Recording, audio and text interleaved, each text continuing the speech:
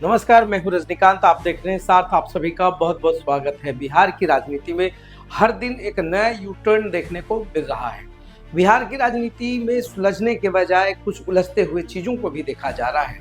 बिहार की राजनीति में अब तक जो बहुत बड़े चुनौती के रूप में नहीं उभरे थे, अब चुनौती बनकर सामने आ रहे हैं। हम बात कर रहे हैं केंद्रीय मंत्री चिराग पासवान की, जो अब बिहार के विधानसभा चुनाव में उतरने का मूड बना चुके हैं। क्या केंद्रीय मंत्री पद से वो इस्तीफा देंगे और कहां से चुनाव लड़ेंगे, इसको लेकर के एक अलग ही सर्वे कराया जा रहा है। माना जा रहा है किसी जनरल सीट से चिराग पासवान चुनाव लड़ सकते हैं और बहुत ही बड़ा संदेश देने की कोशिश कर रहे हैं कि चिराग पासवान अब जो है बिहार की राजनीति में इसलिए सक्रिय होना चाहता है क्योंकि चिराग पासवान चाहते हैं कि बिहार को और डेवलप किया जाए। नीतीश कुमार के विकास मॉडल को बहुत बार उन्होंने सराहा है, कहा कि यहाँ कोई वैकेंसी नहीं है। हाल फिलहाल में मुख्यमंत्री नीतीश कुमार से मिलने के बाद उन्होंने कहा था कि अब जो है बिहार में नीतीश कुमार के अलावा कोई वैकेंसी नहीं है। मतलब कहीं ना कहीं ख्वाहिश है कि जब बिहार विधानसभा चुनाव में अगर स्ट्राइक रेट बेहतर रहेगा तो कहीं ना कहीं वो एक मंत्री पद के लिए तो सेट हो जाएंगे। मगर घाटा और जो फायदा है यह भी समझना होगा। क्या वो अपने पिता की तरह, रामविलास पासवान की तरह, सत्ता की चाबी अपने हाथ में रखना चाहते हैं? क्या बिहार विधानसभा चुनाव में उतर करके वो अपने बिहार के लिए कुछ करना चाहते हैं? जो बिहारी फर्स्ट और बिहार फर्स्ट का जो उनका नारा है उसको कितने अधिक तरीके से समझने की कोशिश कर रहे हैं और लोगों को समझाने की कोशिश कर रहे हैं, वो भी देखना दिलचस्प होगा। इधर जो है चिराग पासवान ने पूरा मूड बना लिया है। घाटा और जो फायदे की बात हो रही है, सैलरी में डिडक्शन होगा। केंद्रीय मंत्री के रूप में वो नरेंद्र मोदी से काफी क्लोज हैं, नरेंद्र मोदी से बहुत ही अच्छा संबंध है। माना भी जाता है कि चिराग पासवान जो है नरेंद्र मोदी के हनुमान है। मगर जैसे ही वो बिहार में राज्य में आते हैं तो जो एक दर्जा होता है केंद्रीय मंत्री का या राज्य मंत्री का, दोनों में आसमान जमीन का अंतर होता है। वेतन, भत्ता, फैसिलिटीज, हर चीजों में काफी अंतर होता है। इसके बाद भी ये रिस्क उठाना चाह रहे हैं। इसका मतलब कहीं ना कहीं चिराग पासवान के मन में बहुत सारी चीजें चल रही है, वो भी समझ रहे हैं। ऐसा नहीं है कि उनको समझ में नहीं आ रहा, वो पूरे बिहार की राजनीति को समझ रहे हैं।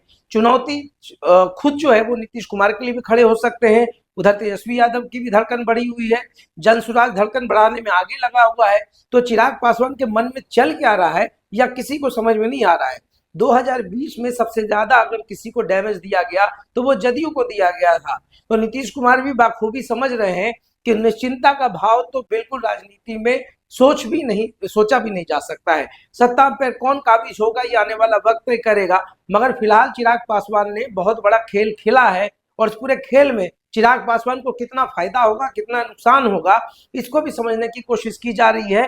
हर जगह पर अब चिराग पासवान कहने लगे हैं कि बिहार मुझे बुला रहा है, मेरी भूमि मुझे बुला रही है।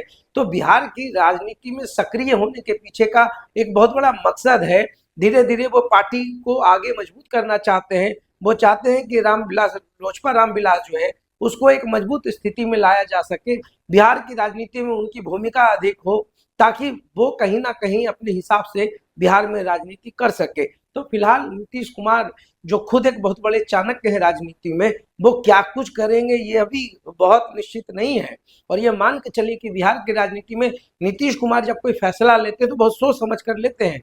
तो प्लस माइनस हर कुछ को समझ रहे हैं नीतीश कुमार यह भी समझ रहे हैं कि ये जो विधानसभा चुनाव है इसका एक और भी पहलू देखा जाए तो क्या भाजपा के ऊपर एक प्रेशर पॉलिटिक्स है। चिराग पासवान का अपने मन चाहे सीटों को चाह रहे हैं, जो संख्या है वो उसको बढ़ाना चाह रहे हैं। क्या कुछ उनके दिमाग में चल रहा है वो भी देखना होगा, क्योंकि अभी कुछ भी फाइनलाइज नहीं है। मगर हाँ, इतना जरूर है कि चिराग पासवान अब बिहार की राजनीति में सक्रिय होना चाहते हैं।